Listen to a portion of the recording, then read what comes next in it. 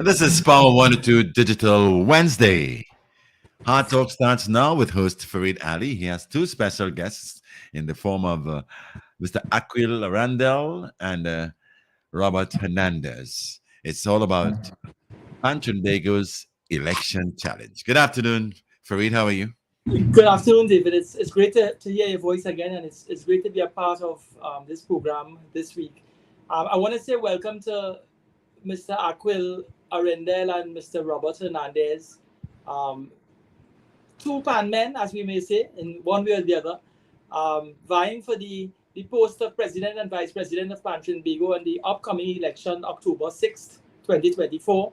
Gentlemen, good afternoon. Thank you for making yourself present with us and for your presence this afternoon. Good afternoon, Fareed. Good afternoon to the listening public. Aquil, tell us something. You have put together a slate of challengers, challengers in the sense that you're vying for the position of Trinbago's president and putting your executive or your team, your slate into executive office. I have approached, just for the listening public's information, I've approached Ms. Beverly Ramsey Moore for an interview similar to the one that we're conducting now, but I did not get any traction, if I may put it that way. I don't want to explore the word traction. She didn't make herself available to us. So before it is said that, Ramsey Moore didn't get her say or her opportunity to voice her position, it was a position that she refused. So, Mr. Arendel, tell us something about your team, about your slate. Who are the members of your slate that you've put together in terms of the persons contesting this electoral office position? All right, so good afternoon to Power 102. Good afternoon to Trinidad and Tobago, Mr. McIntyre. Farid, which part you shopping, boy? I mean, I vying for the office of presidency and you looking, what going on there? Tell me, you shall tell me coming that way. Right, so we have an organization or a group, I don't want to call it an organization. We have a group of band leaders that have been working in the past 3 years. We started when there were supposed to be an election 3 years ago. We have been working in the vineyards with throughout the steel band bowels in Trinidad in particular. We know that when you have to go across in Tobago, it has to be stepping very carefully and not to offend. So we haven't had the opportunity to work with the Tobago bands yet, but come after October 6th, we would be working with the Tobago bands, right? I am running for the position of President of Trinbago, and this is my VP here, Mr. Robert Hernandez. We have Miss Michaela, who is from the Pandemonium Steel Orchestra, big band. Well, I say big band, but medium in category, but big band in the northern region. We have the assistant secretary, a small band, new pioneers. That is Mr. Felix English. We have Mr. Jonathan Achaiba running with a small band from the south, a single pan, which is Kings Row Retro Rhythm. Also, we have Mr. Lesedi Felix. He's affiliated with the Nothing Big Pan Groove. We have Mr. Daniel from Desperados. We also still fighting for Rodney Stowe to be inside. And I'm feeling like I'm forgetting somebody, Rob. We have Travis Moraine from Kings Row Retro Rhythm as well. Farid, any? Yeah, I'm hearing you. So tell us why it is you're interested in becoming or forming the new or next executive. Why is it that you think that you have something to offer that Ramsey Moore and her team, who's been in office for the past 6 years, have not been offering? What do you all have to bring to the table? Well, based on and through the history of Trinbago, we would be the first group of people that has a track record to show why it's out of office. This is unprecedented. No one before us did any work with steel bands in Trinidad nationally. and then coming to present to the membership that, hey, listen, this is a body of work that we have done before, and we would like to continue this work. What we have seen, and before I go on to why, even the nucleus of our slate and how we choose people, I would have heard some person say, hey, those are small bands and something wrong with the bands and that kind of thing, trying to diminish the roles of the gentleman who's running with me. These men, despite the bands that they come from, took time in the last 3 years to go around from band to band and fix the band issues. Even at present, our present opposition, which is the administration in office, they are not even campaigning and going to steel band and checking to see what's going on. How can we assist? Look at the problem, be there, look for solutions. And we have been doing that work for the past 3 years. These same gentlemen who are in these bands that they want to deem as small bands or whatever. And that by itself, coming to ask for you to vote for them and don't even have the courtesy to come to your panyard and ask for that vote, shake your hand and say, I am running for this office and I would like your support. Is that disrespect? Is that disrespect? And I would like to really commend my team for the kind of work they have been doing for the last 3 years. We have put solar lights in a number of panyards. We have cast floors. We have refurbished buildings. We have done it within the COVID period when the administration, the Trinbago administration, was sleeping and they said nothing could be done. We have had 2 concerts, 2 competitions. One was an international competition, pan poetry and art, and that shows innovation. That we didn't just come up with the competition just so we want to present pan differently. We know pan in the 21st century. We have been there, done that many times. We know festival, we know panorama.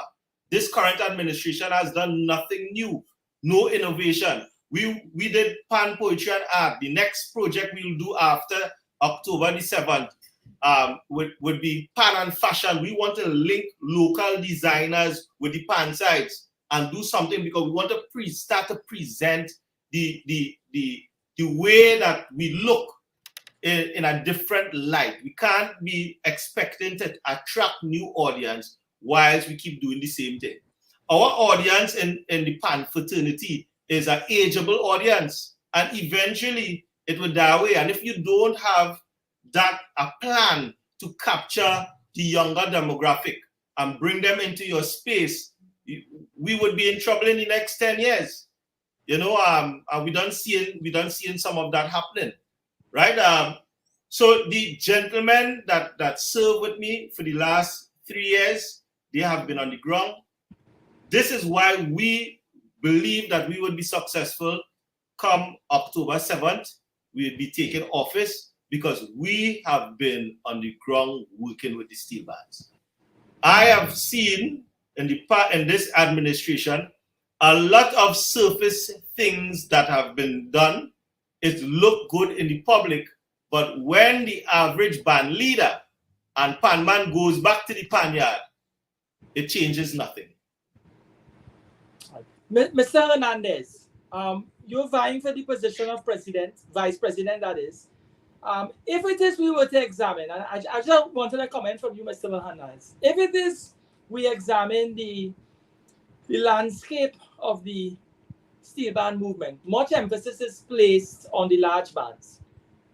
When you look at the yards of Trinidad All-Stars, Massey All-Stars, you look at BP Renegades, Phase 2, Nutrient Silver Stars. When we examine the northern bands, Desperados have recently, I have to say recently, within the past year plus, have acquired a new property on George Street in Port of Spain. These steel bands have been developing and they have a track record of their own. is it that, and this is the comment I like from you, is it that under the executive that you're hoping enters into office on October 6th, that the small bands, the medium bands, the single bands that may not have had the benefit and the boon of a sponsor and sponsorship, which affords them the ability to have a yard in the context of which they do. Is it that your executive is proposing to assist single, small, and medium bands in developing their yards and developing a space? And how do you intend to do that without a sponsor? Well, that's an excellent question. That's an excellent question. And I think it really strikes at the heart of what our team is focusing on at the moment. In addition to all that Akwil would have said, we are really zeroing in on the vast majority of the steel bands in Trinidad and Tobago. As you very well know, the large bands comprise of maybe 10% of the entire fraternity. That group of unsponsored single band, small bands, and you have some medium bands in there too that are not sponsored, they represent the vast majority of the steel band movement. And that group has been overlooked. And the basic complaint that we get when we go around these bands is that they feel that there is no representation. They are not represented at the Trinbago executive level. I am from a small band. Akwil is from a medium-sized band.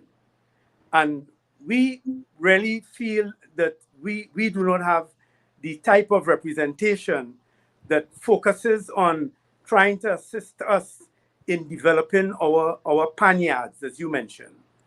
The two newest panyards in Trinidad and Tobago right now would be the Desperados panyard and the Highlander Steel Orchestra panyard, which I am from. Over the years, I took the time to focus in on securing tenure for the panyard that my band belongs to.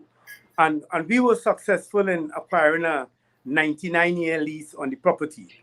We also negotiated with the East Port of Spain Development Company to construct a brand new modern pan theater facility for the Highlander Steel Orchestra, so that my knowledge of how to navigate within the system to accomplish that is what I am bringing to the table in Trinbago.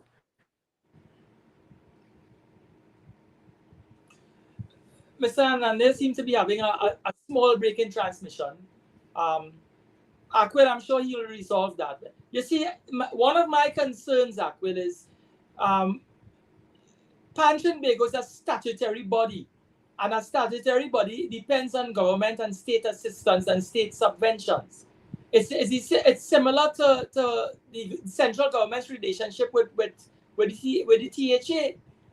When it is you depending on subventions, and the subventions come through the National Carnival Commission, when these funds don't reach you with the speed and the efficiency that is needed,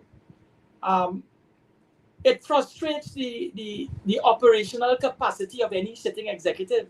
Now, let me be mischievous and say, if this executive has an efficient relationship with central government by way of the NCC, and they, in other words, the NCC receives money, subventions, and they disburse it to Trinbago.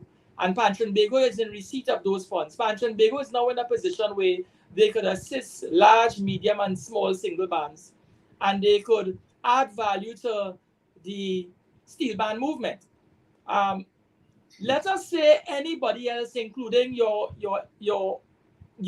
impending executive, acquires power. You need to forge relationships, or forge a relationship and a smooth, efficient one with the NCC to ensure that funding comes into your hands in the manner that it ought to. In other words, we live in a world where statutory bodies depend on the state for subvention, and subvention fuels activity. Without having support from the Trinbago or from Trinbago, a lot of steel bands can't stay afloat. So Mr. Hernandez, we are back with you. I was just forgive me, I got a call and it knocked me off. Yeah, what you can do is put do not disturb. There's a way to block any call disturbances on your phone, on your device. So we don't have that over the period that we are there. But anyway, you were saying, I was merely saying to Aquil in your the issue you were having with your connectivity, that you all as the impending Trinbago executive is dependent on the central government for assistance. You're a statutory body dependent on state fund. Yes, the state funding, and you could correct me, goes through the National Carnival Commission, and then they disburse to Trinbago, and it filters into the executive, and who, as a body, makes decisions. But my concern, and I'm taking you back to the question, Mr. Hernandez, my concern is when you have small band, single band, and medium band that are unsponsored, where do they get the financial outlay to stay afloat? Would your executive be assisting these bands in acquiring sponsorship, or that is something you cannot promise? You can, if you are ascending to office, it would take a lot more than ascending into office to support these bands, unless it is you can create arranged marriages between corporate Trinbago and the small, single, and medium bands. Right. So there are a number of there are two factors that you ask. The question is a twofold question, and we're talking about relationship with the government, and based on word on the ground and based on what we're seeing, there is definitely some sort of relationship fostered between the Beverly Ramsey Moore administration and persons would be suspecting, even on national radio, the conversation is like that.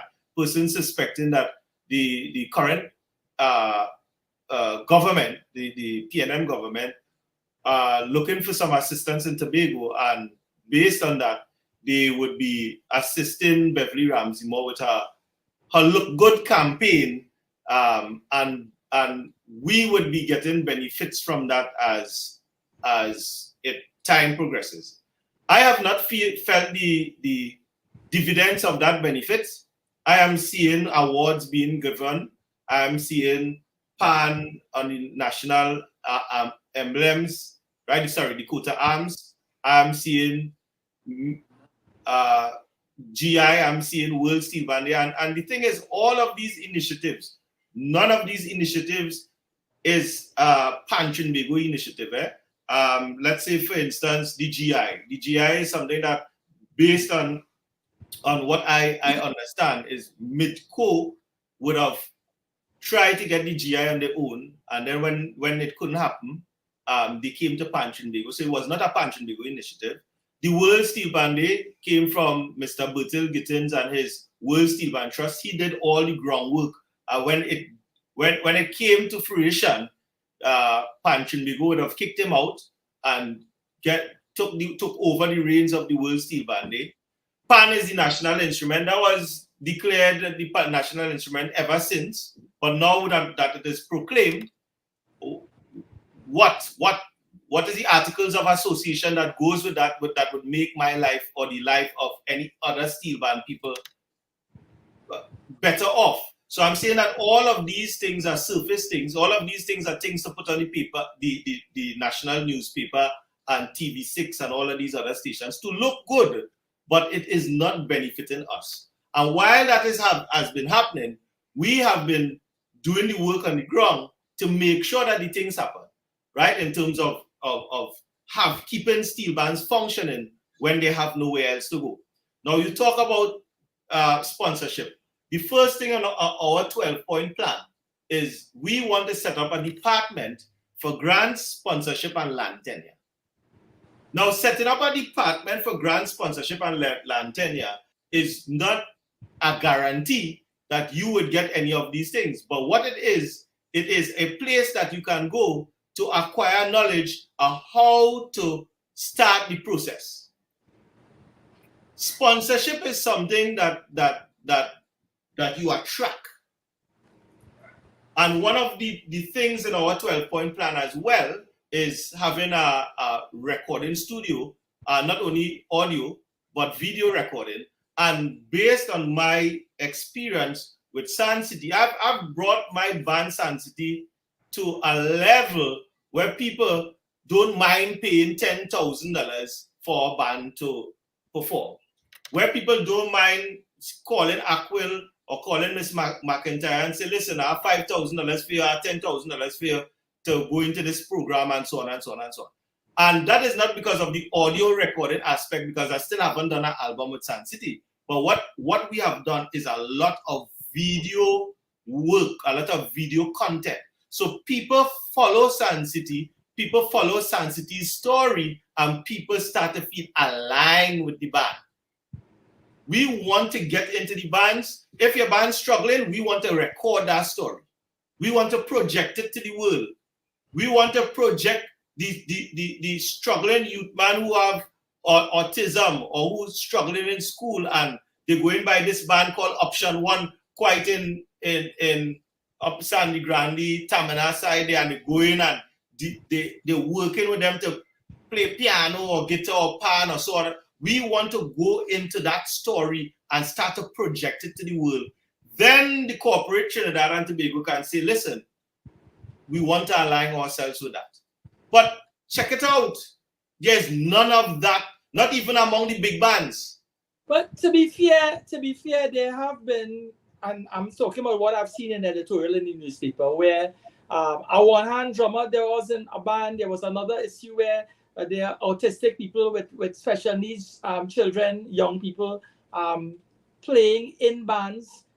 So Ramsey Moore's administration has touched on the heartbeat of some of that. Now, if you intend to evolve that into something wider and deeper, then all is fair and well. I just but I think that you missed my point. My point is that we're supposed to be in control of our material, which is our music and our narrative. There is no recording facility of video, no proper social media output. What I consider that would be able to attract sponsorship or are able to attract assistance for bands with their stories. All right.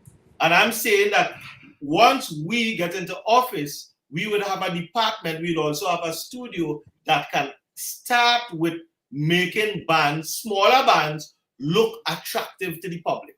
We also have to change the narrative and the conversation of being dependent on the government. Because if it is that we become part of the country's solution, now we have two major problems in this country, which is the downward spiral of the economy and the upward spiral on crime, and they work in tandem most of the times. And PAN has the ability to negate the both, bring crime down and carry the economy up.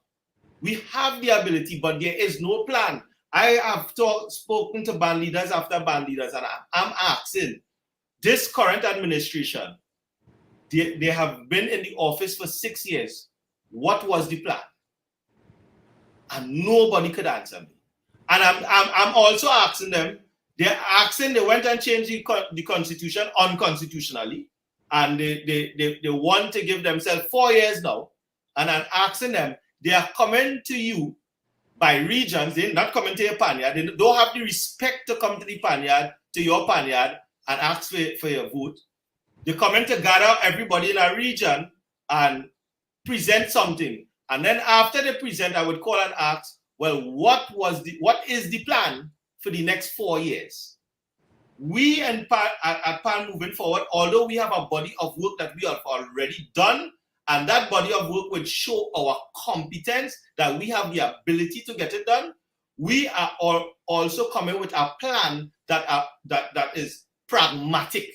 It is something that can be done.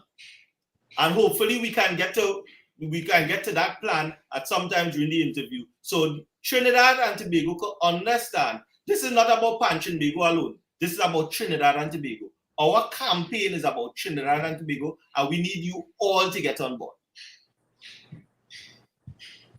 Perhaps we could touch on some of your plan. Walk us through some of the more salient All right. illustration. Give Mr. Hernandez a question by the time now. Let me get. Right, Mr. Hernandez. One of the concerns that I have is when you have unsponsored bands seeking assistance, seeking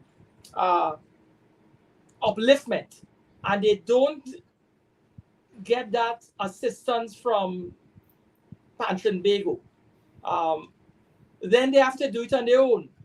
Clearly, some of these bands have been in existence for many, many years, and they have not been able to get on their own feet and to walk the path by themselves. I think Aquil highlighted that if you all are sending to executive office, then one of the plans that he has is issues of grant sponsorship and land tenure, so assist in that regard. To acquire land, you would have acquired a piece of property and hence Highlanders now have a yard. Other bands may not be as fortunate as you are. You all have a track record that span back into the 50s, the 1950s and 1960s. So you'd have had a foundation moving forward. Fortunately for yourself, Highlanders is now in possession of same. But who's to speak about the band in the Far East and the Deep South who don't have that track record? Who has to start from scratch? They're not going to get assistance from the state just like that. Well, at the heart of the steel pan movement is community involvement, and we believe that every community should have a vibrant steel orchestra. Our focus is going to be on developing community steel bands where the community would now support these steel bands. We have people that would bring to the table the experience and knowledge of negotiating with both private entities and the state in terms of representation. And let's face it, Trinbago is there to represent steel bands. And we should have in our headquarters office experts that could go out there and speak on behalf of steel bands to represent them and to pursue whatever their needs are. Aquil would have said it quite eloquently. So that if a steel pan is in possession of property that, let's say, for example, that they are squatting, one of the things that we would want to determine is what is the legal status? Is it state property or is it private property? And we will now pursue the ownership and try to get some sort of an arrangement where this steel band could become regularized on this property that they are residing on. That is important because if you are regularized in the property that you're located, you are now able to negotiate for development of your panyard. And that is, I am using my experience now. So that is something that we're going to focus on. You would know, for example, that a thriving steel orchestra in a community would attract youths. That is important to us because when youths come into a steel band, they have something constructive to do, and that would aid in the reduction of crime. You know, there is a lot of argument now about returning steel bands on Carnival Day to the street because the soca music and the big trucks have taken over the streets on Carnival Day. That happened in conjunction with the decline of the community steel orchestras, the community steel bands. So if we could get community steel bands to become active again, maybe we could negotiate to have steel bands return to the street. And all of this could come with discussion with the government, discussion with the private industry. And we believe that that is very, very viable. So we are looking at the small bands Aquil, back to you again. Right. So let's go through some of the things, right? So as I said, PAN moving forward has been operating for about 3 years. We have a number of things that we do. Solar lights, I touched on that. The solar lights project, a massive hamper drive during the COVID, several competitions. We Woodbrook Playboys, you would know that band very well. They came to us and said, Aquil, we're going to sell out the instrument because we have nowhere to go. They're going to evict us. After going to Trinbago, this current administration, they would not have a hope. We took 2 trucks and take the containers, move it to our location. We still have it there. So Woodbrook Playboys is still existing because of us. There is the Sound of Music Steel Orchestra. This particular steel band come in last every panorama. They call and say, Aquil, we need some help. We went to that band and made a semi-finals on that year. So we helped bands with Panorama, assist bands with Panorama. Word started to get around about the good work that PAN moving forward did. It even reached as far as a gentleman home who's a PANist, elder, burned down. And we would have organized an HDC home. And all of these cases that I'm speaking to you about is cases of people who would have gone to this present executive and did not get help. And we would have stepped in and do what we can, right, to assist. I've mentioned to you earlier that we have done some research, a critical assessment of the organization, and here are some of the findings that we found, right? Bands are in need of sponsorship. They're in need of paying gigs. They complain about unfair judging held by Trinbago. They're in need of recruitment of players and opportunities for them. They're in need of a raise in prize money and assistance for bands, a raise in money for players as well. They're in need of affordable steel pans. They're in need of steel pan management courses, and that's something that we talk about just now there when they say, you know, they are wrong long time and they can't seem to get themselves off the ground. They're in need of infrastructure work, and they're in need of land tenure. So when we went around nationwide and do our survey, these are the top things that they're in need of. So now that we know that their needs, our plan is to attend to all of these needs, try to address them as time goes on in a systematic way, right? Our pillars in PAN moving forward is the well-being of our steel orchestras, and you see we have already demonstrated that. The well-being of the practitioners, which is the solo artist, the tuner, the case maker, and as I said, tuner, we also put solar lights in a PAN tuner home, that we did that as well, right? And the last pillar, which would be in our macro plan, is to operate as the world governing body for steel band. And we know that the world don't take us on because we have nothing to offer. Our plan is to get back at the steering wheel and lead not only Trinbago locally, but lead the world in terms of where the direction PAN needs to take. And I'll tell you how we're going to do that just now, right? Our first term in office, we would like to set up a department to assist bands with sponsorship, grants, and land tenure. And we spoke about that already and why that is important. We would like to strongly negotiate, let me not say strongly, we'd like to renegotiate or ask the government to reconsider giving us a parcel of land, which is equivalent to the land that was given away by Beverly Ramsey Moore. We like to increase international and local shows to give steel band new opportunities. We like to put solar lights in all PAN sites, especially as we see in the light bills going to go up very soon. And it is also in line with the budget and the world plan to bring down the carbon dependency of carbon fuel dependency of the world. We spoke about the video and audio recording studio. We would like to lobby for the reenactment of the cultural bar license or the enactment. We would like to bring back steel ban on the road. My VP just spoke about that and why. We like to increase the number of bands in the Panorama finals. We like to do an overall increase in players, money for players and steel bands. We would like to reintroduce the international Panorama.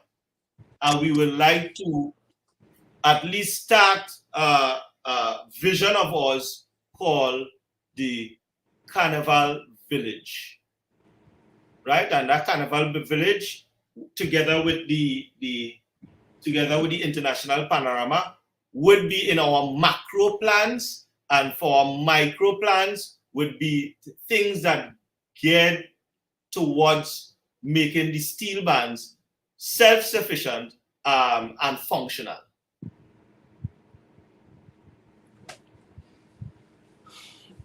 Allow me to pitch this to you, and, Right. and maybe you could respond differently.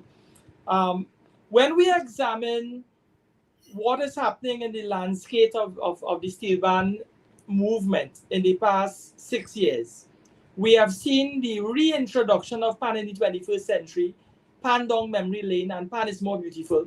We've seen year-long events through and through the year in terms of the calendar from Carnival into the following Carnival. Let us put it this way. From January to December, there are Pan events operating under the auspices of Pan Trinbago.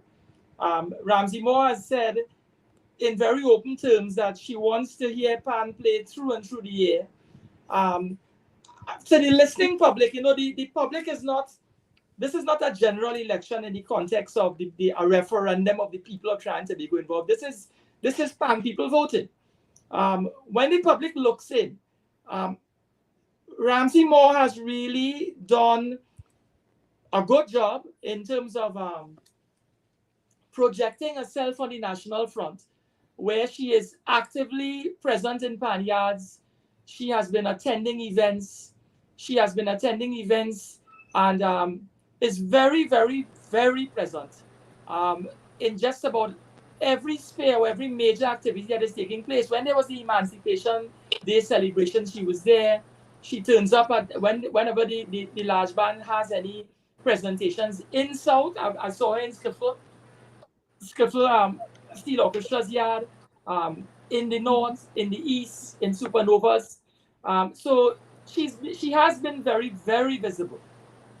In terms of the steel band being named the musical instruments bill of Trinidad and Tobago that was passed, whether it be fortuitous that it happened under her dispensation, it has happened, and that has added, some sort of benefit to her image that it happened during her tenure in office.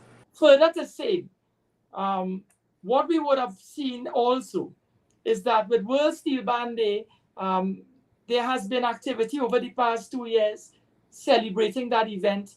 The steel band has gotten that sort of coverage internationally, given the United Nations recognition of the instrument and what it has been doing to bring people together in harmony and so on. Do you think that given all the pieces that have come together, that it gives you all a fighting chance to unseat this executive, given the fact that it has more than any other previous executive presided over a fertile period in the steel band movement?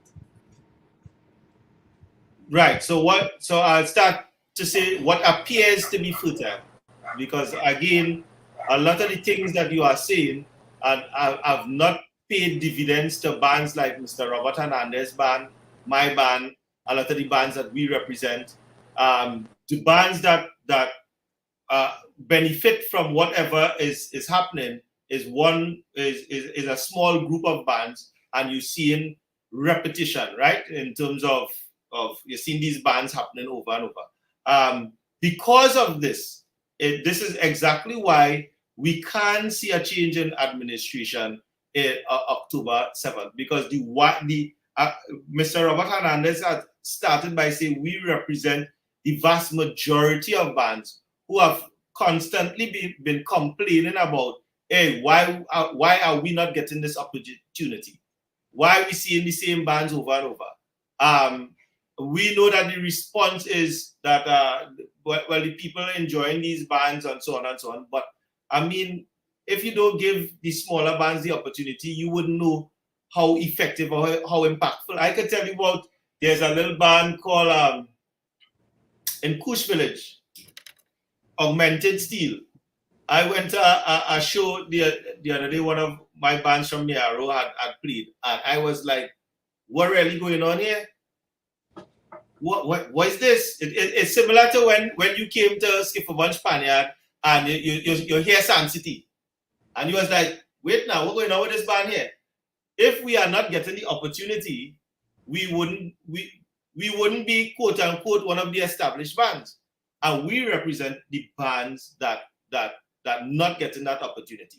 But I was really hoping that you would have asked questions based on the list of things that I have outlined to you, and the way that we looking to implement it, right? And if you permit, I can at least pull out one or two things that I would like to highlight that you know. So one of the things that these are the things that I want people to pay attention to. I think at some point in time in one of the other radio frequencies, Miss Beverly Ramsmore would have been on the radio, and she would have boasted about the acquisition of bus and trucks, I believe. And this is persons calling me and telling me, well, this is what's said, from her perspective for her bands.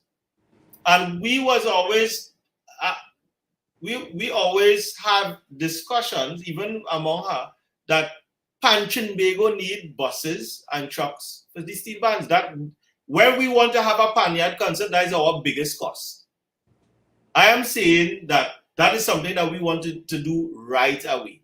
We want to talk to places like Japan, China. If it is to do some sort of trade, say, hey, we're going to send somebody to do some training and arranging and pan tuning, whatever. Just get some a fleet of affordable maxis and affordable trucks first, so we can have fortnightly Panyard concerts. This is one of the things that the bands complain about. We are not involved. We need activities. We practice it every day. We practice it whole week, and we don't have anywhere to play, right? When we do this activity, this fortnightly activity, what money that we made, if you notice, we talk about the cultural bar license, pay a 100 or 200, and you have a bar license for the year. What money is made from the bar and selling food and so on and so on and so on is what we like to leave with the band. So we can do the solar light. We could now come to them and say, well, listen, you raised $20,000 or you raised $25,000. Let's take $4,000 out of that, and we would install the solar lights for you, right? We have, and all of these things is at the micro level, because the solar lights is to save the band money, to get the buses and maxis and having these concerts is to make money for the band, right? The grants and sponsorship tenure, the studio, the recording studio, even when we have our gigs and things and we want to promote and we want to tell the story of the band, we're supposed to have proper video recording equipment and proper studio. Even when they come and make album, they can start to sell, put Steel Band album on digital recording spaces. I can't tell you when last, I think Deltones might have been the last band that recorded. I don't even think it's Deltones. Deltones is Akinola, more or less. But we can't be in a space where music is our product and we're not controlling that product. We're not recording it, we're not controlling it, and we're not monetizing it.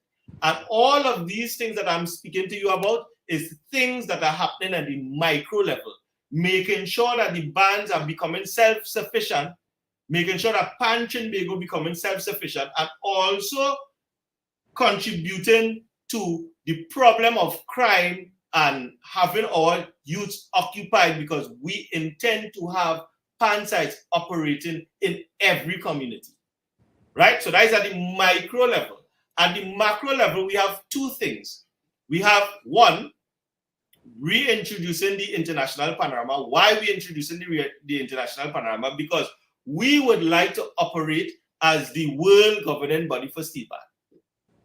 And taking the model that FIFA has, if it is that we control this competition, that Trinidad want to be a part of, Jamaica want to be a part of, Africa want to be a part of.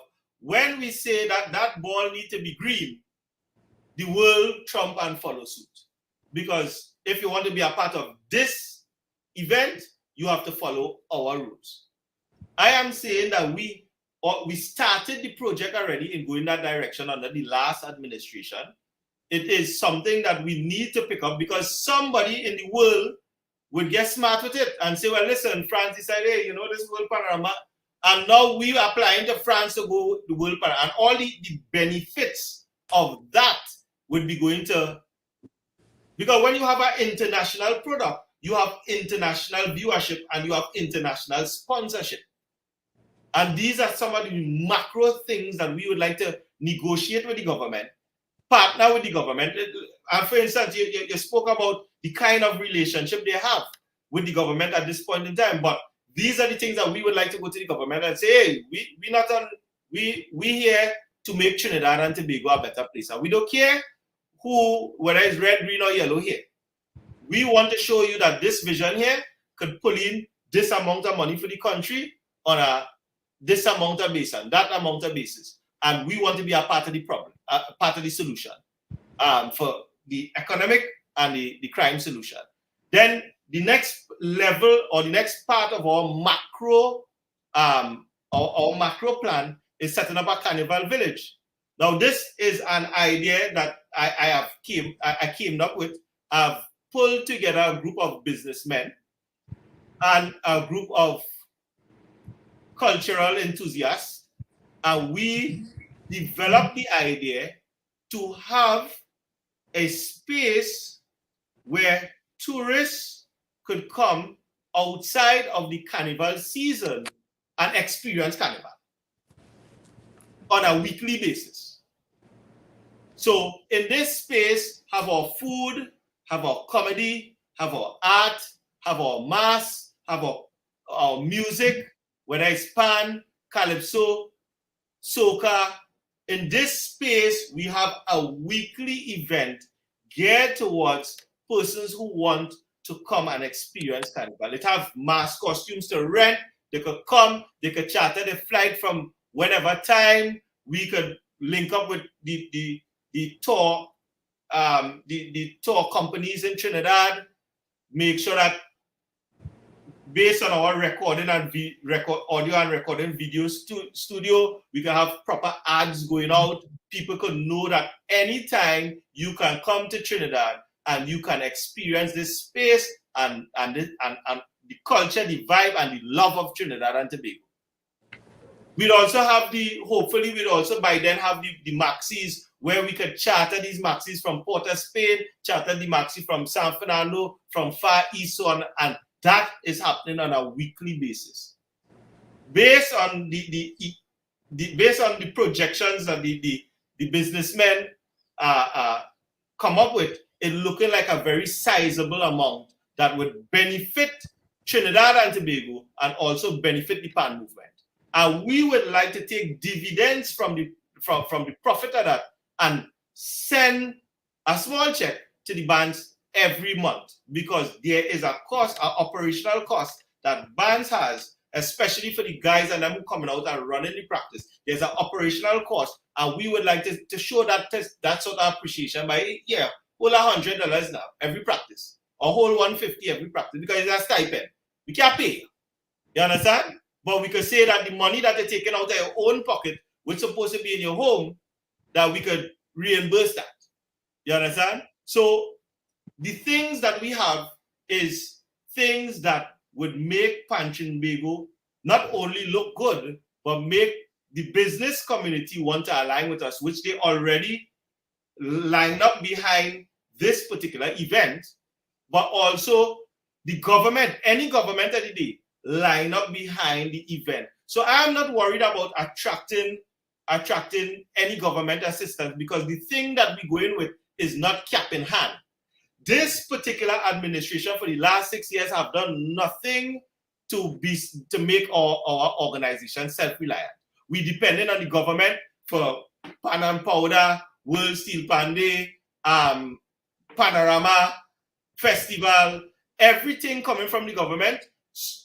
So it means that the government has total control over our organization, which we tend to want to remove or form a different relationship with the government in terms of partnership and not control.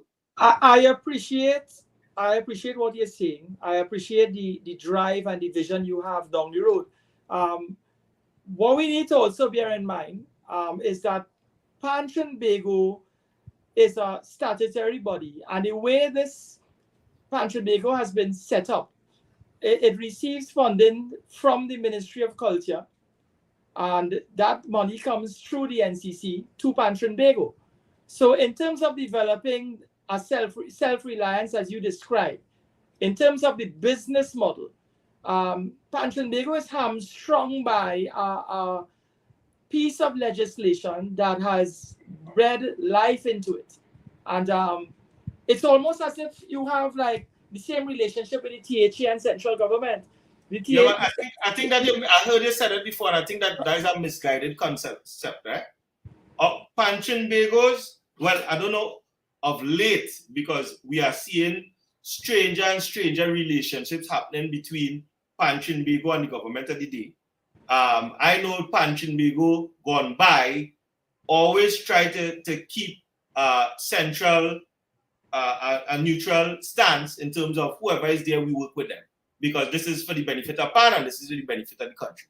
Right. This is the first time I'm seeing this level of ties, political influence, and using the organization as a political football, because there is some other agenda that wants to happen at some point in time, allegedly. We have to be careful. We have to be careful walking that path, because it's a perception. It's not right. So I full stop it with allegedly. But what I'm getting at with what you have been saying and what you repeat is that Trinbago, the only commitment that the government is supposed to have towards Trinbago is having a show for Carnival, which is NCC, National Carnival Committee, and they have a show because the government carries on Carnival and we are the entertainers of Carnival.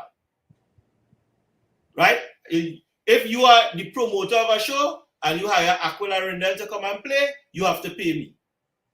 The entertainers of Carnival is Mass, Calypso, and Pan.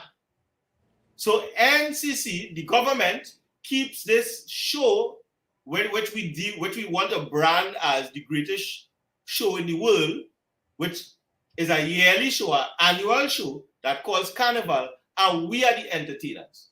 So when we get $20 million, we get $20 million for the entertainment part of the show, and that is the government responsibility towards us.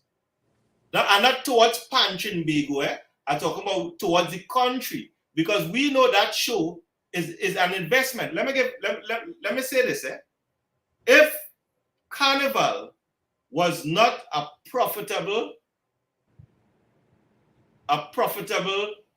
venture for this country, we would, Pan, Calypso, and Mass would never be getting subvention from the government for Carnival. It is an investment. Nobody giving handout during Carnival. I know a lot of people like to say handouts are being given. That is not true. It is an investment that the government put aside to create this show called the greatest show on earth, and it's Carnival. After that investment, Pan usually has no other government interference in terms of what they're doing for when it had Pan in the countryside. That was Trinbago doing that. When it had other events during the year, I can remember when B-Mobile used to sponsor these things. Corporate sponsor used to sponsor these competition. Again, we are more dependent now than ever from this administration based on governmental subsidy. And I think that is a step backward for us, because we should be moving forward into self-sustainability. Go ahead. Right. The dependency. Farid, let me put a little 2 cents in here. I was about to ask about Pan Trinbago as the world governing body, as FIFA is to football and ICC is to cricket, all right? So you said that. I understand that, and I hope that someday we'll recognize and underscore that. Outside of that, where revenue is concerned, is there any sort of thinking, anything on the drawing board as to broadcasting rights? I mean, we have social media, we have television, we have radio broadcasting of events, especially at carnival time. All right, so let's leave carnival out because you have distinguished that that is a government invested event. Now, outside of that, I mean, broadcasting rights make a lot of money. Is there any talk about it in your pan movement initiatives, or will that be really examined should you get into office at the executive level of Pan Trinbago? Broadcasting rights bring about a lot of revenue, you know. And according to Mr. Ali there, we must give credit where credit is due. And I believe at some point in time, and let me not give that credit, huh? Because even before Mr. Ramsey Moore was there, during the carnival, there were things set up for Pan Trinbago to benefit from broadcasting rights. So I know that it continued under her tenureship. We have, I don't want to call the name of the other stations who stream, and a percentage of the stream goes to them, and a percentage of the stream goes to us, Pan Trinbago. But even as we get those percentages, nothing trickled down to the band leaders who producing the music, who I don't know if to say they have the rights to the music, the mechanical rights for the music. So there's discussion happen, or I have been around discussions in terms of how we can control our broadcasting rights. But the first things first is how can we control the material we still not recording the music. I know you're talking about live shows, but definitely anything that could put an extra dollar, not into Pan Trinbago pocket, could put an extra dollar into the band's pocket, we would like to invest that and exploit that as much as possible. Thank you. I think that was part of the question also. Very well. When we examine the landscape of the steel band movement, the single pan, the small band, the medium band, what this administration has done in relation to that, and I'm delving into another area, Ramsey Moore's administration has managed to give a platform for small, medium, and even the single pan bands, to where players who may not be able to play in a large band have a forum and a platform in which to express themselves musically. And this has manifested itself also in, she has taken the medium band finals to Tobago. San Fernando has gotten to host the small band finals. The large band final is contemporarily in Port of Spain. I know that these are things that may appear to be superficial in some people's eyes, but she has made effort and channeled energy into ensuring that the steel bands, single, small, and medium, has a platform. They have a place where they can express themselves in competition. That has been something that has really given opportunities to single, small, and medium bands that not that it didn't exist before, but I was now going to say, how is it different from what was happening before, outside of medium bands going to Tobago? And the small band final reaching to San Fernando. The small band final was always in San Fernando. All right. So what has happened is that, and this is the thinking, you see, the thinking of the public is not the thinking of the pan players and the band leaders, because we are experiencing the brunt of the matter. The thinking of the small and single is that the Beverly Ramsey Moore administration wants to get rid of them out of the Panorama season So they start to judge them from Christmas. So And the explanation special for focus. the explanation for that was, you know, you want opportunities for them to play in the small band final before the mainstream panorama starts. So in other words, it frees up the small band player to go and play with a medium band and play with a large band, and you're not competing for the same players in the same season. So large band can't complain that 10 of the players practicing with a small band all now. Right. Well, you see, the thing, my problem with those types of rationale is, the thing is that if a band is functioning properly, we shouldn't have that complaint. We don't have, I operated in Sun City, and I don't have a players issue in terms of my players playing down the hill and my players, you know why? Because just as Darren Shepherd, Sun City have a properly functioning recruitment team that is happening, and we train and put out players every year for 10, 15 years now. So when Panorama come, whether all the categories happening in the same space or not, our 90 players, or let's say let me say our 75 to 80 players are practicing in our band every night.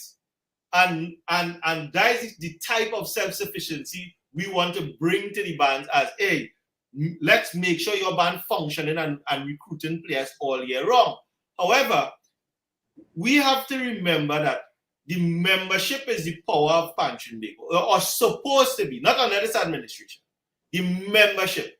When Trinbago came up with let's try this, it was, and the membership agreed, let's try it. They tried it for a couple of years and they say, we don't want to go back to Tobago.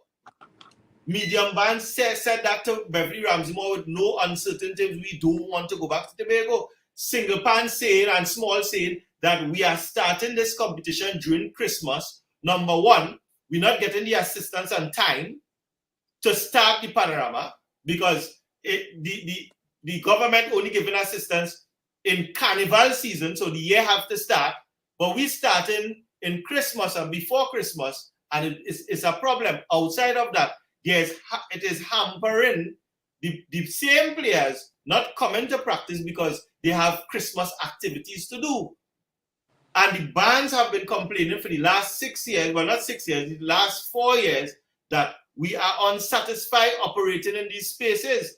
And I am not saying that we should put everybody back in the same place, you know, but I am saying that the band's supposed to be in charge of what they want to see happen and how they want to see it happen.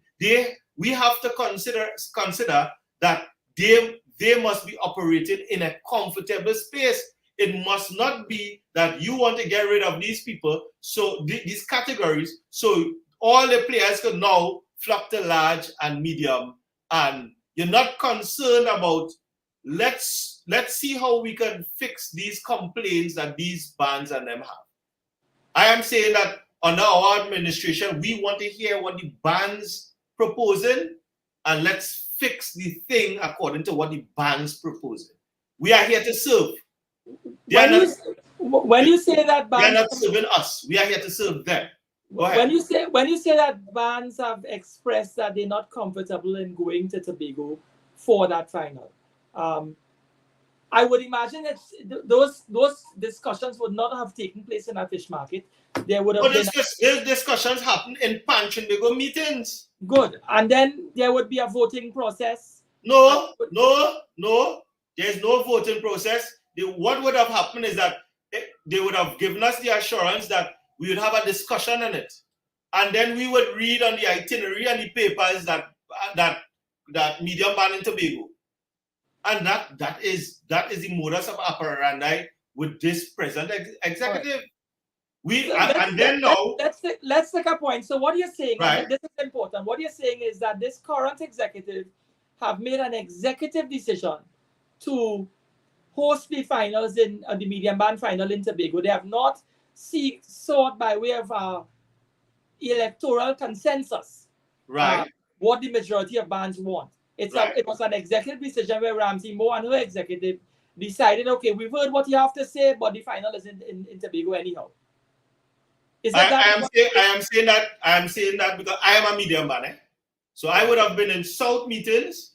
We would have discussed the bands who made it from South to the medium ban not this year, the last year, said that we are uncomfortable. We're not getting enough financial assistance. We're not getting a proper place to rest. We're not getting a proper space to practice. It is not pragmatic. We don't want to go back to the organization. And this was right after the carnival.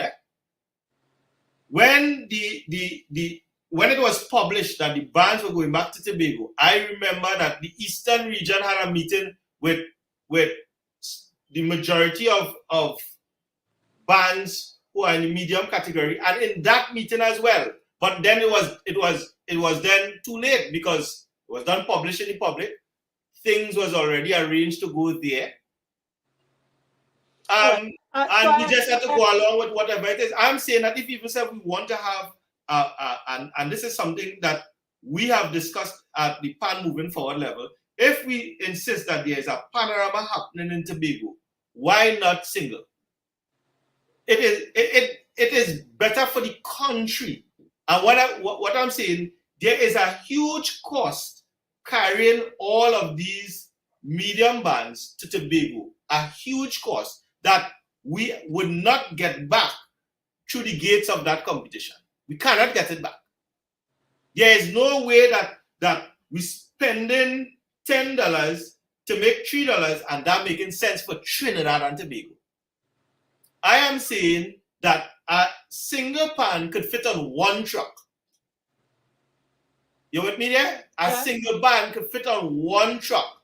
Roll that up on the boat, come off the boat, that long stretch that we have in Tobago there, and again, I can't speak for Tobago. Tobago have to say yes, and this would make sense, and we would love to have this, and so on and so on. But I'm just saying that it is more pragmatic for the steel bands, and it makes sense for the country. We can't just be throwing away money because it looks good. It is something to talk about. I take your point, and I accept that line of your argument. I believe, in all fairness, to I have broached that question in the public space already, and what the response I had received at some point is that Tobago deserves some part of the cultural pie in that regard. Hence the reason why I'm saying let's take the single, because it makes more sense to the country.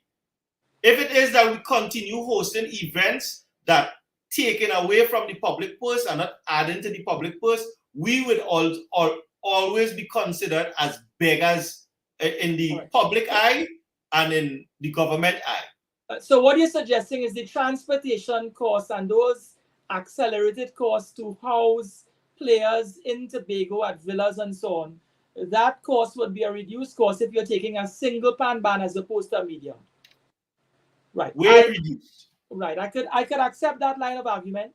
But then where's the discussion? There's no sort of opportunity for us to sit in meetings and have discussion because we saying things that we don't like. Well, for instance, single pan have been saying for the last 4 years that we don't want to be in the Christmas. It is unfair for us. Small band are also complaining that it's too early. Medium is saying that we don't want to go to Tobago, but nobody listening. Right. So what you're aiming to correct, if it is you were to ascend into power, is to increase the level of democracy so much so that the band's voice would lend itself to decision making. Exactly, and that is how I know it. That is how when I went into Trinbago, as bad as the last administration was, things came to the table. Things came to the organization, and we could have raised our hand, yes or no. We could have given our opposing idea, our opposing view without being victimized or feeling a way about giving that suggestion or being opposed to what they suggested. Similarly to the land issue, there was no discussion with us. There was no discussion on that land issue. When that land issue arises, is that this is what's going to happen. When you're referring, let's be a little more detailed. You're referring to the 12 acres of land that would have existed in the Trinity area that Right. Trinbago would have exchanged in relation for a promise of a space on Not a promise of a space, a promise of a building that end up as a space, because we, to convince the members, and not convince because she didn't, the administration didn't need to convince the members. They said that this is a done deal, and the government could take any land away, which is not true as well. The government could reclaim any land if they figure it's for national development, and having cricket ball. This was a reclaim. This was a handover. Reclaiming is different. The government then seized this from Trinbago. Trinbago hand it over, and well, in her argument, she was making a point that if the government want, they can seize any land that they want, and the government want that spot, and this is a done deal. There was no discussion with the membership as to what we're going to get in exchange for this. We have learned the same time with the public that it is not a building, because she would have sold it as we get in a 7-story building. We have learned that we are occupying a space in the 7-story building for 50 years. I don't know where, I very much doubt I would be around for 50 years. So it means that my generation and a lot more generation would not see benefits of that again. And this is the same thing that you and I speaking about for the last hour here. Trinbago members, although things are looking good on the outside, we are not benefiting under this administration. And to the persons and them who are voting on Sunday, I'm saying to you, if you are comfortable with what's going on now and no benefits to you, no problem. You can go and vote in the present executive. But if you're looking for meaningful change, persons who have a proven track record of doing things for the organization, persons who have a plan and a vision that would articulate that plan and vision to you, and also articulate what is your role in that plan for all of us to pick up this weight and move the organization forward together, not just the 10 executive. You're looking at the right candidate for the position of president and the rest of my team. If it is, and I have to bring this into the space, right? I mean, you can respond accordingly. Anyone who is listening in, who is part of that executive, or anyone who is part of the support for that executive, their mindset would be that in substituting yourself into that space and your team into that space, that what trust and confidence that they would have that this administration, your would-be administration, would not act in the same light, one, or simply are doing it because of the financial boon by way of stipend, by way of the stipend that accrues to executive members who are serving, benefiting. You all are certainly not going into this or seeking office to reduce the salary levels. And my understanding is that an executive member receives perhaps in the vicinity of $10,000 a month. You have 10 members. The president receives in the vicinity of $30,000 a month. When we look at the salaries involved, to be a member of Trinbago, it's a lucrative post. How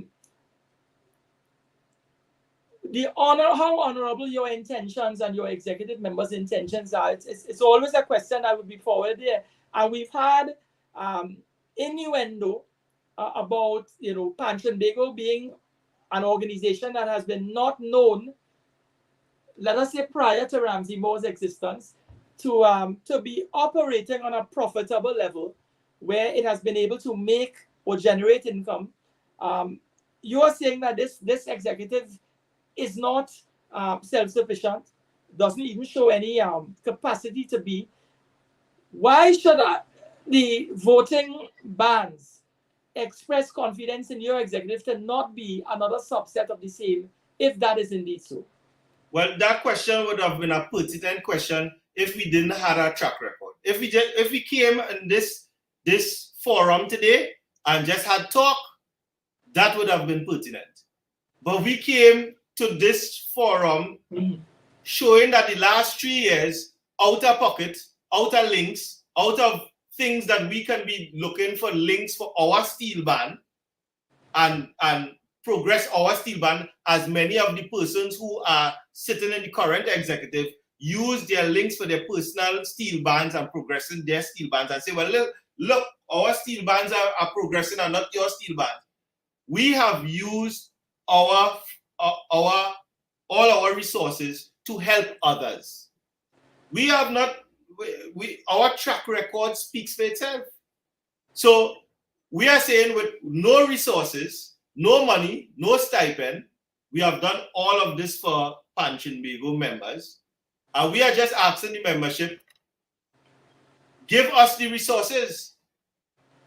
It is very difficult, or it has been very difficult in the last 3 years for me to be supervisor in the Ministry of Education, finish my day work, then go to San City Steel Symphony, do 3 days a week, then go to Cadenza, do a day a week, and so on, and all the other commitments with family and so on, and still find time to help a steel band in the East. To help leave South and go up Arima and so on, and find that time. What we're saying is that if it is that you put us in a position where we don't have to do our day job, all we have to do is to concentrate on making your organization and your steel band a better organization. You are now putting us in place for that. So you're freeing up our time and our space to just concentrate on you. So our track record is proven as persons with good intent. I say that money and power, I keep saying that because people say, boy, you know, them people get in office and they change. I keep saying that money and power don't change people. Money and power reveals who you really are. And if you are an evil person, before you have money and power, it just magnifies your character. And if you are a kind person, before you get money and power, it just magnifies your character. Right? So by our works, we shall be judged. When did this, you mentioned in an earlier discussion, in the earlier part of the discussion, that this executive, as it sits, would have extended the life tenure of its president by way of motion from 3 to 4 years. So meaning that if you're a serving member of the executive at a presidential level and whatever other posts there exists, the life tenure would now be a 4-year tenure as opposed to 3 years. Yeah. This, in addition to which, for decision-making processes, it is my understanding that a quorum consists now of 51% of the membership when decisions has to be made. So for the listening public, if 51% of the steel bands present themselves at a meeting, that is enough for a decision to be made with regard to any issue that touches and concerns steel bands. No, that's untrue. That is not our constitution. Prior to they trying to change, and I still using the word trying, because what they have done was unconstitutional. So they made unconstitutional changes to the constitution. All right. The constitution is clear in terms of when you want to change our constitution, you need a 2/3 majority, which is a 66% majority of the membership to vote for that change. So you didn't get a 66% of the membership didn't vote for that extension of tenure from 3 to 4 years, and the quorum being reduced. It didn't have a 66 majority there. Okay.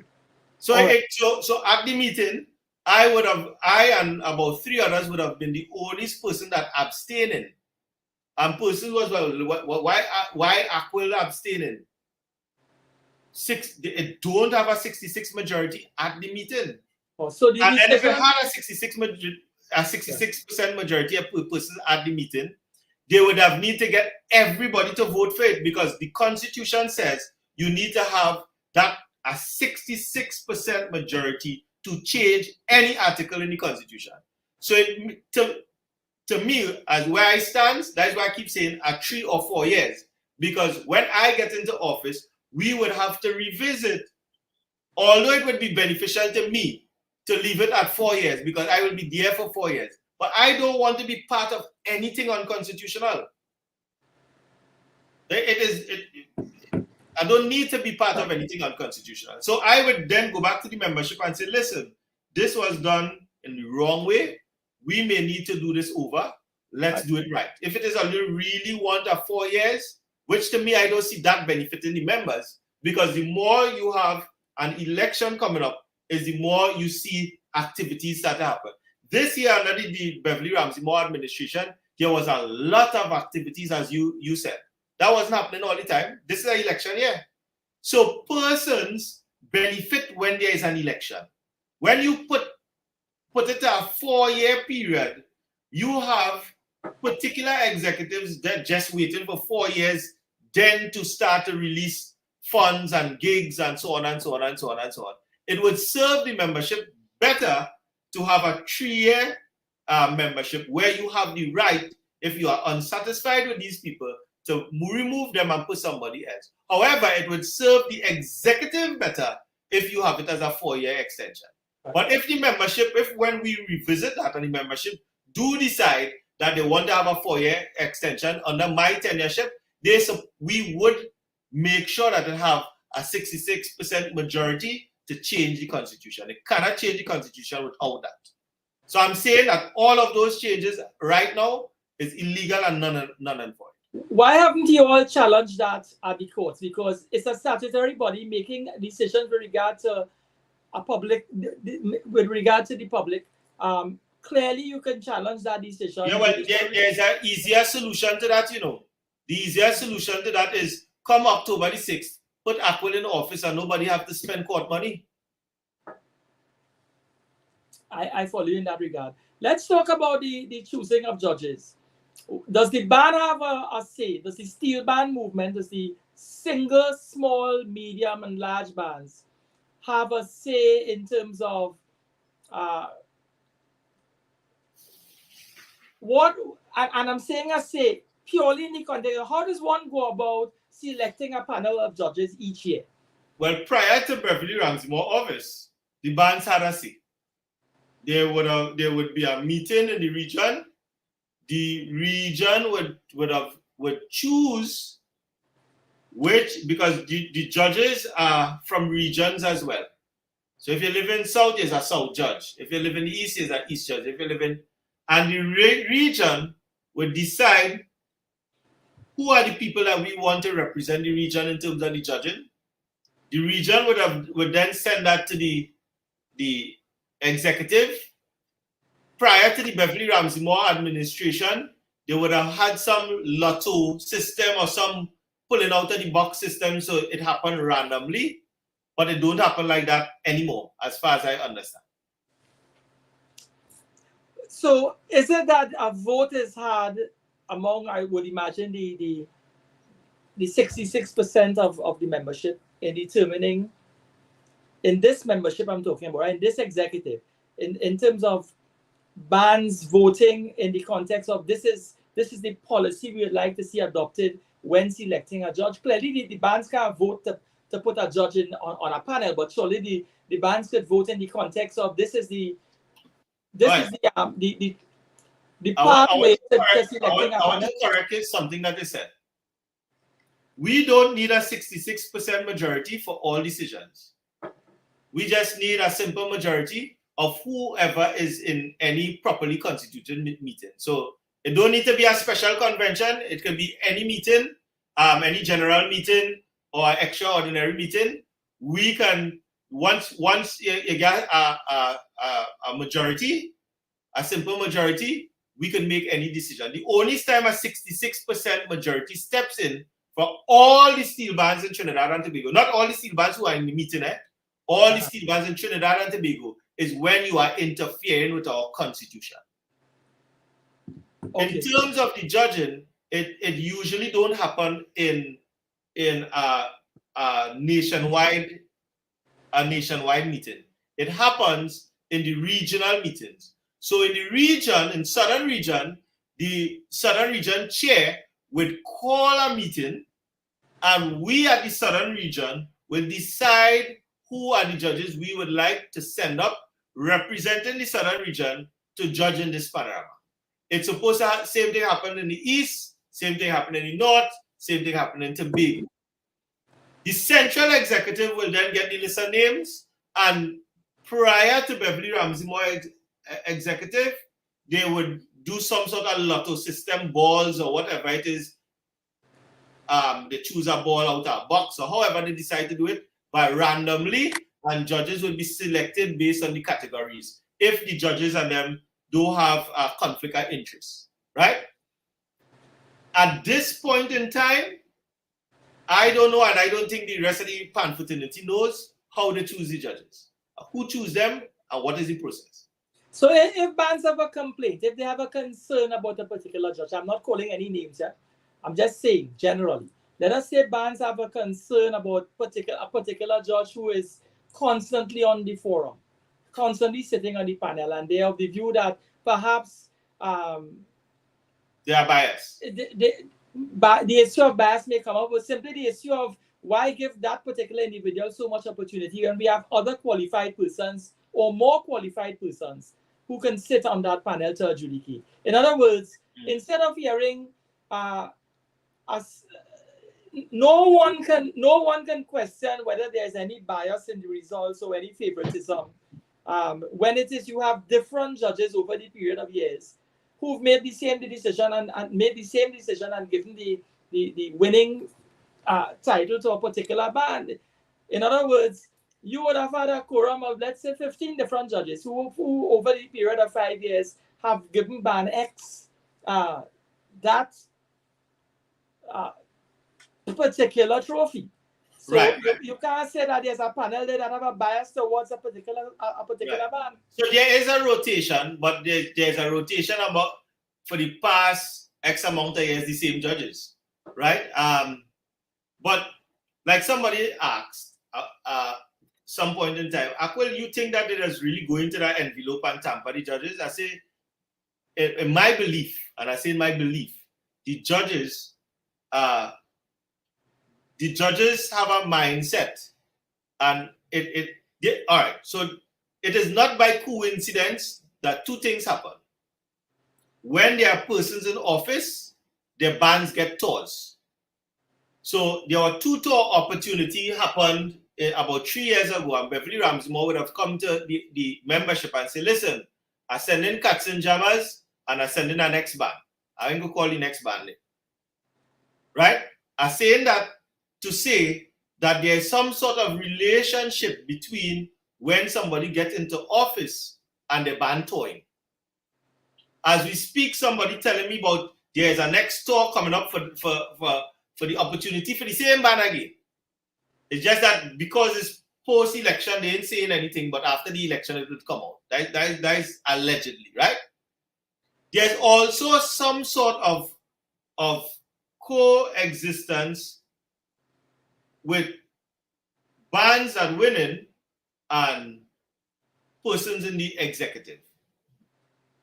Now, there are favors, I don't want to say favors, there are things, opportunities that happens for judges behind the scenes. And if it's done properly, it would mitigate that line of feeling a sense of responsibility to the president or a sense of responsibility, this one, or a sense of, if it's done properly. So if it is that there are places in Miami and Florida, wherever it is that have carnival, I was sent in England to judge or so on. If it is that they have opportunity for judges, it should be that there is a system that all judges get in these opportunities, and not the president calling this one and telling, hey, I sending you so no. Hey, I sending you so no. And those judges getting the same opportunities all the time as. So I'm saying, and I'm not saying this president, I'm not saying that.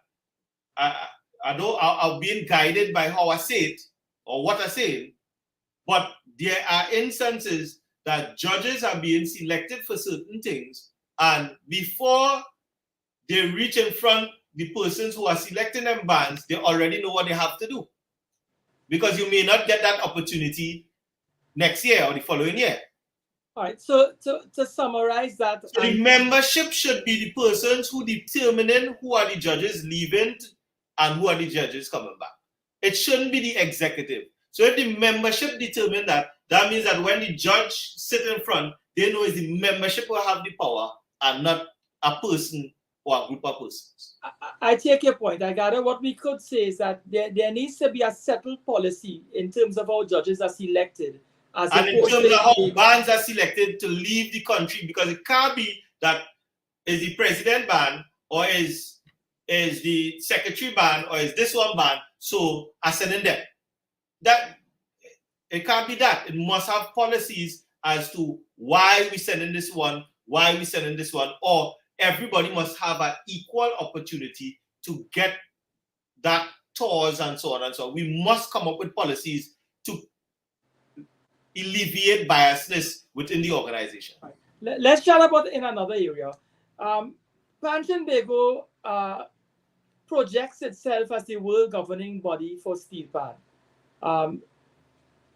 Does that mean to say that when there are panoramas in North America, panoramas up the Caribbean, and let us say in England, that Trinbago has representation on those executive bodies that control or determine how these competitions are played in the public space in those various countries?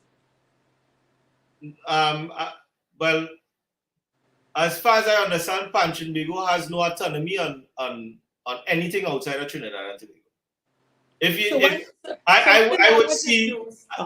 Go ahead. I would see the president and her executive flying here and flying there in these panoramas and lifting up a trophy. And I have serious issues with it because, one, when they're leaving the country, they're not notifying the members. I'm not getting an email saying that Aquila Rendell, X, Y, and Z would not be here and they're leaving for this purpose. Two, when they come back into the country, there is no report. So I don't know if they're leaving on the personal matter. I don't know who carried that with them. I don't know if Trinbago paying for it. I don't know what was the objective of leaving. Everything that we're doing as an organization must have an objective. So if it is the objective is to have greater ties with China, because we're looking at some sort of trade with China, as I say, maxis and so on, and some sort of trade. And when you come back and you report to the membership, we have left on October, so and we come back, so we have discussion with so, and this is what we have gained out of it. Trinbago every year paying for them to go up and down the place, and we don't know for what reason. That comes back to the point as FIFA is to football and ICC is to cricket. Trinbago as the governing body, the world governing body, should be that to Pan. So we can have competitions all over the world and Trinbago just attending. That's craziness. I spoke to Mr. I don't want to call him, but recently he called and he said, Aquil, do you know how long a panorama song is in Trinidad? Obviously, 8 minutes. He said, do you know how long a panorama song is in England? I said, well, 8 minutes. He said, no, 10 minutes. Do you know how long a panorama song is in so? He says, so all over the world, there's different rules. But for FIFA, we know a 90 minutes game is a 45 by 45, right? Yeah. So everybody doing their own thing, and I'll go as far to say there's much more development happening in these spaces because they're taking the thing seriously. They are just as how I articulate to you guys that this is the plan for 4 years. These people who are in charge of PAN on the outside, they're putting together plans, articulating it to their membership, and if they don't achieve it within the 4 years or the 3 years, they would report, here's where we reach. But we need to put things in place. Here's where we fall short, and there's assessments going on to make sure that we meet our goal and we meet our goal in time. These kind of discussions are not happening at a Trinbago level. So is it safe to say that we have no royalties when it is our executive travels and goes to North America and the Caribbean? We gather no royalties. Pan Trinbago gather no royalties from those events as the world governing body? Well, royalties for what? You just get royalties for music, right? The music is not ours. Most of the times we play in somebody else's song, right? So royalties comes outside of, from music. The next thing about royalties is you actually make royalties when people make profit on things. Now how we measuring the profit of the festival. I can say let's use let me use an example. We acquiring any moratorium, any sort of financial gain, any benefit in kind when when these events are hosted around the world, given that we are the world governing body and they're projecting our culture into their space. Yeah, but we are the world governing body in talk, lip service. We cannot command anything, and that is exactly why in our 12-point plan, I've come up again, or not even I have come up. This is something that was on the drawing board. We need to revisit because we have no say. We have nothing. You cannot go to a table to negotiate with people with nothing. All right. Let's touch on another area in the same context you just raised there. When this executive travels, are there like audited accounts that you all see and you see, and the bands they are informed as this is what it costs us to travel to the U.S. panorama, the Caribbean panorama, and this is what, and then they explain to the membership that this was a necessary expense, or you all have a say in terms of how many executive members travel. So in other words, you say we can save money rather than have a contingent of this volume travel and so on. What sort of input you all have in terms of the decision making behind who travels and so on? None. Whether contingent travels. We normally see on Facebook that these contingent are people on Facebook. We see, that's how we know that they're there. So accommodation, transportation, meals, allowances. You all have no indication from Pan Trinbago who's fitting that bill. So it's left. No. It's actually. I haven't. I think that the package out for this year's general meeting. I don't know if it's in the package, but the other AGMs. I've went through the package. I've seen nothing. They probably lumped it in some other expense. That is what they do sometimes when they want to hide things. They lump it at something there. But there is no benefit for the past 6 years of these people traveling to go anywhere. There's no benefit to the membership. There's no report. There's no benefit. There's not even a courtesy email to the bands to say that this person is not in the country at this point in time. So if it is that you need assistance with this, you need to call this person. We are not even getting the satisfaction or the courtesy of being informed that these people that are supposed to be representing us is in or out of the country. Pan Trinbago has a headquarters situated on Dundalk Street in Port of Spain. You're saying that you all don't have access to reach out to head office in order to communicate with head office with regard to particular needs or getting responses within a reasonable time and so on? I didn't say that.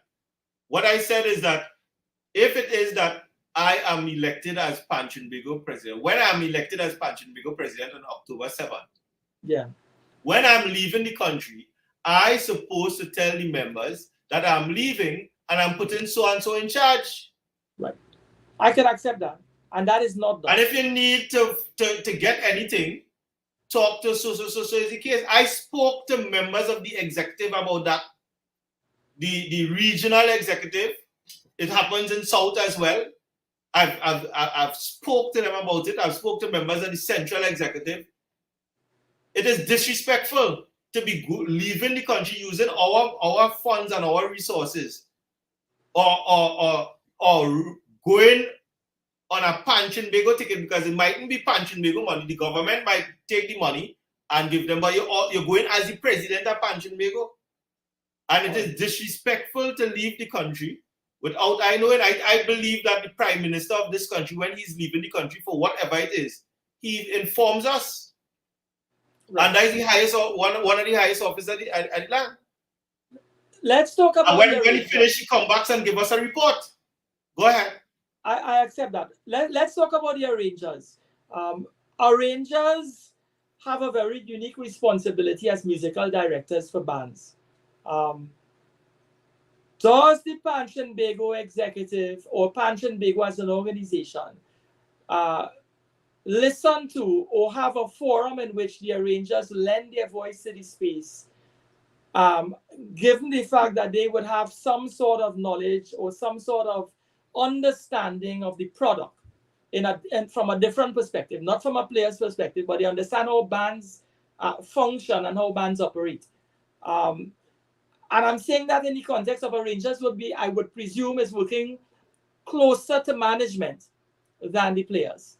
What sort of voice does the arrangers have in Pan Trinbago, if any? I think the only time the arrangers are invited to any forum is when they have an arrangers judges forum for the judge to explain to the arranger what they want to hear. And that's it. There's no other forum for any discussion. But the evidence is here, you know. In the past 6 years, as much as the things looking nice on the outside, there are nothing new. There are no room for persons to come in and say, listen, this needs to change. Let's try this. Let's try that. Let's try the other. So. We are having the same competition. We are having things presented the same way. And that's because there is not enough communication between anybody and the executive. All right. We have about 3 to 4 more minutes. If elected into office, what would be your top 3 agendas? Given that we are looking at a Panorama final or a Panorama Carnival season that incorporates the Carnival, the Panorama competitions at single, small, medium, long, and large band level, in my estimation, about 5 months. And the practice for steel bands sessions would begin in my estimation there about mid-January. Right. So you have a short window in which to put certain things in place. If you have to handpick 3 things that you think, and I'm saying 3, and if you want to make it 4, you can. I'm just trying to understand where you would go. What is your first steps should you ascend into office or ascend into office in the next few days? Right. So the first thing that I would meet with my team, we would set out yearly or the program, what are the number of things that we would like to happen immediately after Carnival. Meaning that I would want the bands to be active after Carnival. We are going to do this, we are going to do that, whether it's workshops, whether it's seminars, whether it's shows, whether it's so on. So we would send out within a month, these are the things that supposed to be happening after the Carnival season. So persons could prepare, especially the persons who was not successful in the first rounds of Panorama. They can look out from February or from March. This is what we're going to do, and this is what Pan Trinbago has. Right. I would also want to gather my membership and start those discussions on what they think, based on the information that I have already gathered, what they think the direction of the organization should go. And I would communicate also where I think that the direction of the organization should go as well. I would also like to start to have some sort of cordial relationship with the government of the day to find out what can Pan Trinbago do for them. And those are the questions that seldom asked when we are among ministers and so on and so on. We want to know, what can we do for you? And let us see how we can facilitate that. And then we can start to talk about what you can do for us. And this is all in respect of how we move in the country forward. Matter not the color of the party.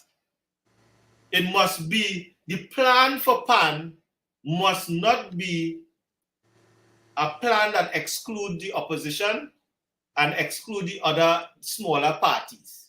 A plan for PAN must be a plan by everyone. So whether or not the government changed or not, the plan for PAN was from everybody. And not until we can operate at that level of maturity, we would continuously be having PNM say we move in here. Let's say, for instance, we had land in Shagaramas. UNC say we move in here. PNM don't like that. Now we are land and we give away the land. We are land in Port of Spain. And then UNC come and say, well, we don't. You see, that is the problem there. It shouldn't be a PNM plan or a UNC plan or a Trinbago plan or whatever other party's plan. It should be all of us around a table, because this is the national instrument and everybody have an input. And let's develop something that whoever comes in power, this is our plan anyway. All right. I want to thank you for making yourself available to us this afternoon. It was interesting having this dialogue. You put into this space issues that I wish we could have had a conversation with Ramsey Moore to hear a response, or to at least a rebuttal. But all the same, we at the network here are quite neutral, and we wish you the best in terms of your endeavor.